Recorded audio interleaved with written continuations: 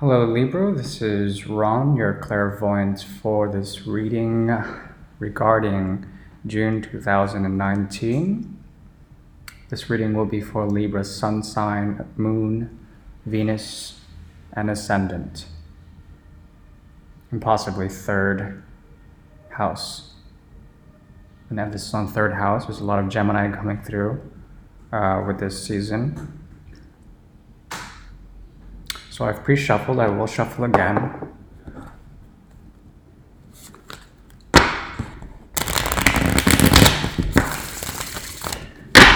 And we'll be paying attention to 1, 3.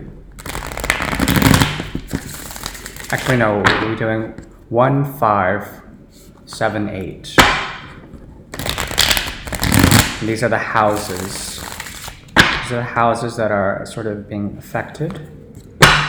So first house, essentially self and self-representation, how you come across to others, particularly in relationships. Fifth house is how you sort of, deal and play with these relationships.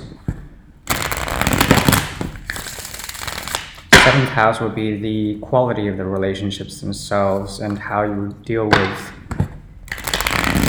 more personally significant others. And eighth house will have to do with intimacy, sexuality, eroticism, the occult, sort of deeper Libra aspects, how the mind is working with primal forces. Okay, so let's go ahead and do the spread.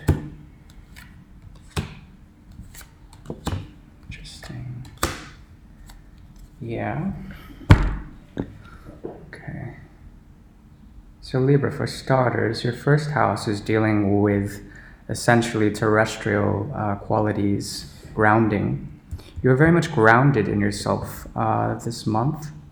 And there's a sense of sort of the natural, the way you relate to primal forces of the earth, its revolutions, and how you are essentially grounded in this sort of, I want to say, gravity of your surroundings. People look at you and they see, because it's the first house, essentially you give off the impression of someone who is essentially very sensual and enjoying of the world around you, a child of nature. And it's quite obvious that you are able to hold together an equal balance of masculine and feminine within your body. You're quite naturally inclined to equilibrium right now. And your inner self sort of shines out with your outer self in resonance, in complete harmony. Okay? And that is through the Princess of Discs, Pentacles, which is sort of a youthful energy. So you also have sort of a youthful appearance, especially if you're in the Northern Hemisphere, all the sunshine and good weather. You seem to be quite healthy looking and you're glowing, okay? That's the first house. Now we move on to the fifth house, which is love, romance, your ability to flirt or play as a child would, with ideologies, with relationships, and with sort of romantic encounters in a very beautiful way. We have here the Knight of Cups. Knight of Cups. There's a sort of youthful way that you express love and the creative urge that is within you is being delivered in a very emotionally fulfilling way to others. You are essentially wearing your heart on your sleeve this month, Libra, and at the same time there's a sort of guarding. I mean, you treasure and you protect your heart while engaging in a type of flirtation with others. Okay? Now, let's see if there's a connection between these two. Let's see if the ego, or not rather the ego, but the way you come across to people, if if it's seen in a positive way, one card jumps. With others, okay. Yeah, we have here the Princess of Swords. So there is a link. You're coming across to other people how they perceive you in, say, first face interactions, first what do you call them? Impressions. You give off this sort of airy quality in your impressions, tempered with a bit of flirtation and emotional content, but the ability to ground yourself more than anything. There's a mixture of a watery and loquacious, as well as a grounding sort of person. You come out as a sort of a very cool customer to most people right now, and the way you flirt, the way you engage in with others and potential mates, potential friends. You're quite flirtatious, but at the same time grounded and trying to protect a sense of self because it's so defined right now. It's so natural to you. So go ahead and play. Seems like it's okay for you. Yeah. Okay. Let's see. Let's see here. Oh yes, before we move on, I think we should, well, we're going to move on anyways, but we're not going to clarify anything else for the first and the fifth houses. I think those are very, very clearly defined and working together as energies. Your seventh house, okay, house of essentially relationships and community, here is dealing with something really quite profound. The Eight of Cups, okay? Eight of Cups energy, yes, has a dark element, but it's all pervasive. More than anything, it's sort of a penetrating force of your emotions, okay? So though in first sort of impressions would say new lovers or new potential mates, or if you're dating, it comes off as kind of light, but eventually it shifts to something extremely scorpionic in nature. There's something deep inside, brooding inside of you, that expresses itself with other with your friends especially, a sort of depth and a sort of a quality of secrets, some sort of really deep connections are being made with your friends and your network right now. You are about really showing and exposing the darker elements of life through your relationships. And you can't help yourself. These feelings, the feeling in general is quite deep and profound and cutting in a way. Kind of like bleeding. So let's see how this connects with your sense of self, okay? If anything. Okay, interesting. Two cards came out. Okay, so you're obviously turning a new page. There's certainly an offer of grounding as well as expansion in a new sort of materialistic way, okay? Somehow your unconscious mind, your sexuality is being expressed in a new way, a new, very playful way. At the same time, there is a fundamental change that has kept you in suspension for a while. I mean, essentially, the Hanged Man is all about suspension and recreating and questioning and sort of going with the flow for your own personal philosophies. It's an unorthodox card, Aquarius. And you also might have met someone that came into your life that really sort of, that you gave them a really sort of intense, lasting impression, okay? A really good one. So this could be new love or new materialistic sort of physicality with this person. Could have been a new connection. But at the same time, it's paired up with the Hanged Man here. Therefore, there was essentially a type of disconnect almost. You could have met someone, but right now you're currently renegotiating after some time, maybe some silence. a new type of philosophy for yourself, something deeply, with the Eight of Cups, something deeply changed you in this sort of relationship. And it changed you physically as well. You may feel older or somewhat more mature, or have released something, some baggage, or have come up with a new type of way of your own self-representation, how you come across to others.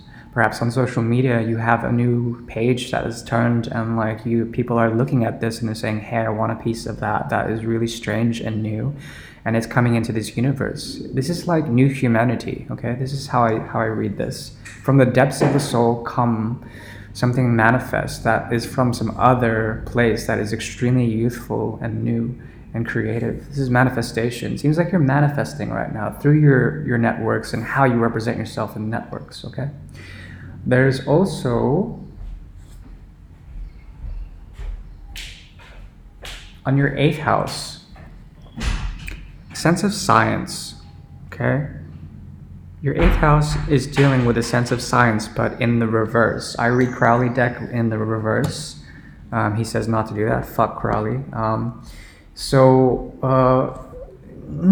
Essentially, this methodology you're coming across that you found through a new connection, this person, he or she, has made such a profound effect. It could have been a twin flame for you here with the Ace of Pentacles, that they have coerced you in a type of evolution that is deeply, deeply a part of your 8th house, whatever that's sitting in, and has moved you to a realization that you've been sort of figuring out about how you relate to the world and your outer appearance to anyone. That is fundamentally linked to your actual 8th house with science, okay? This is not normal science. This is something profound. This is something that has to do with, yes, cosmic influences that are coming in and creating some sort of crossing, okay? You see the cross there? That's in the middle of the 6 of Swords, okay? Now,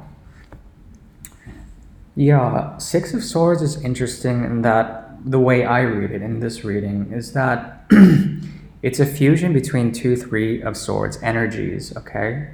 So essentially this relationship that you've been going through, there might have been a crossing or a double cross of the heart on a psychosomatic level.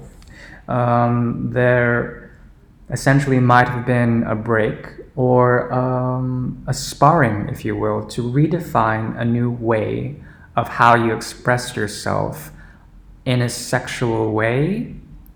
With this person, there might have been essentially a type of mental foreplay more than anything. There definitely was physicality, but more than anything, the sort of energy I get from here, this could have been with the Taurus, Capricorn, especially here, or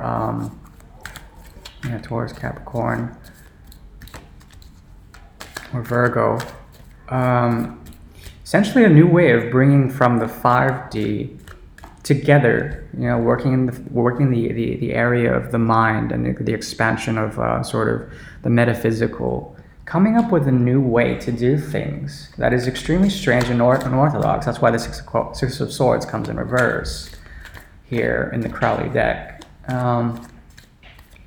So yeah, we're talking Aquarius energy with a bit of Venus and the Moon. With the 6 of Swords. Let's clarify this card in particular. I am very much interested in this. Okay, interesting. Yeah, so there might have been love in your sort of, a deep love, because it's in the 8th house, a deep sexual love that was potentially transforming for you if you're Libra. But the love was essentially almost a game of the mind, a type of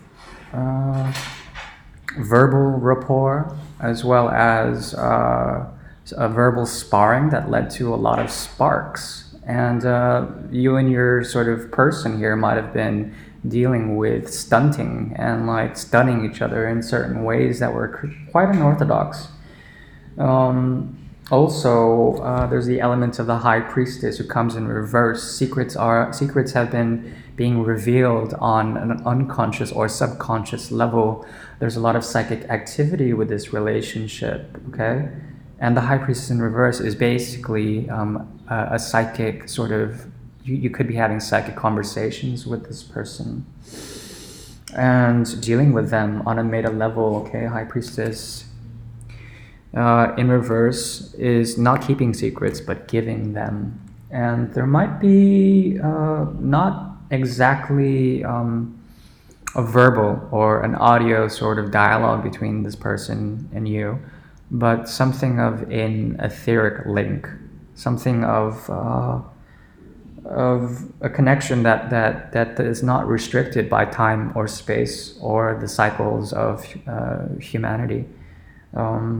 So this is very profound. I'm sensing twin energy here. Now, let's see how this 8th house is affecting the rest. I'm going to pull 2 cards as a sort of linkage between your 8th house, your 7th house, your 1st house, and your 5th house. Okay? Now, interesting. Yeah. And what crosses it? Yeah, okay. So, well, since it's basically turned into a relationship reading regarding your 1st, 5th, 8th, and 7th houses, 7th and 8th houses, seems to me there's a lot of passion in this connection, okay? A lot of passion, a lot of drive that has sort of soured out recently. And there might be a question of third-party energy as well as, I'm saying, player-like mentality that has left someone in the ghosting position or has been ghosted themselves. Lack of communication, but still a passionate connection that's sort of fizzling out. And because of the sort of player mentality represented by the Knight of Staves, yeah, the state energy is sort of just fizzling out, and all that's left is essentially hurt and heartache on a mental level. Someone's gotten really fucked up by this connection, okay?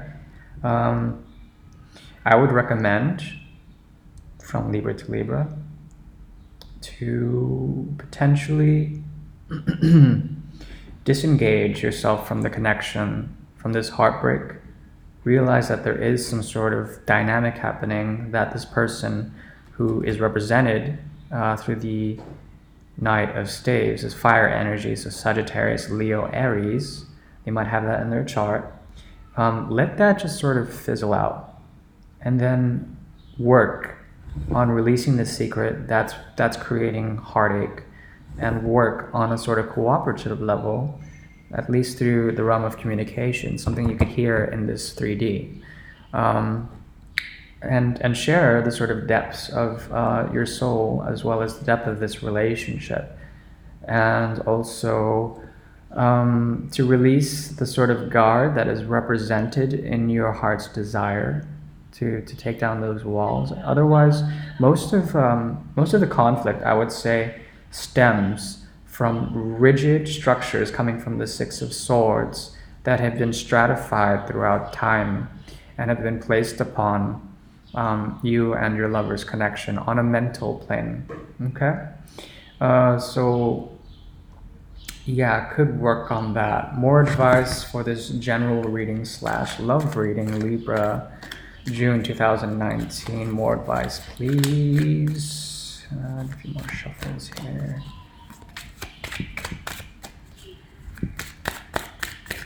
Yeah, more advice for Libra. Okay, interesting. So we have the Magician in reverse. Okay. What comes to mind is, especially with June, dealing with Gemini energies and trying to relate on at least a playful way, ways to break down this sort of garbage idea of passion that you and this person have been dealing with. level with them intellectually and see the possibilities mm, of communication if it's been blocked. Um, Trying to manifest things that are beautiful and magical in this sort of connection that is based on a physicality. Okay, there's a lot of physical sort of thing there. If you've been blocked or separated, essentially sort of reinforce and manifest them back into your life. At the same time, there's a lack of power going on because it's in reverse. So if you do that, there's a flip between Gemini and Virgo energy.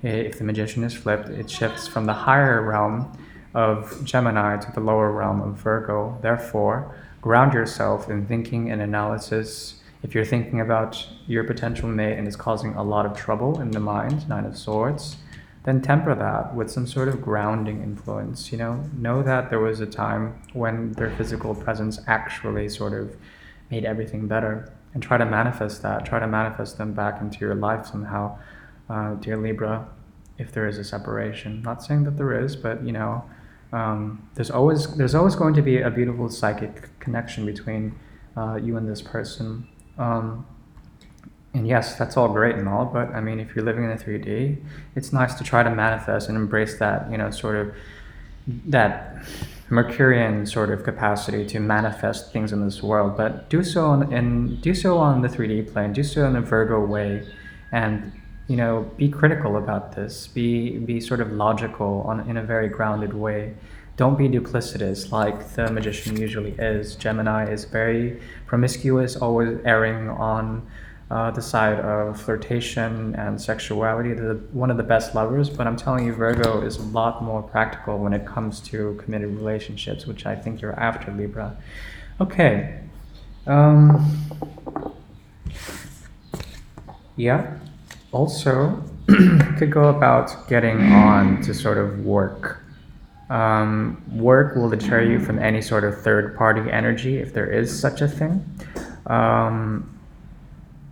And just trying to realize your place within any sort of pyramid-like hierarchy, where there are powers that be and powers that don't have. Let that all go, and just try to really sort of work on yourself, make yourself more beautiful, work on your self-representation, and you will attract as much as you like. Yeah, also because Gemini season's here, I encourage you to flirt more outside of this sort of relationship. Yeah, okay. I think that should be enough for today. Thank you for tuning in. Please like, share, and subscribe and whatnot. I appreciate it. Thank you.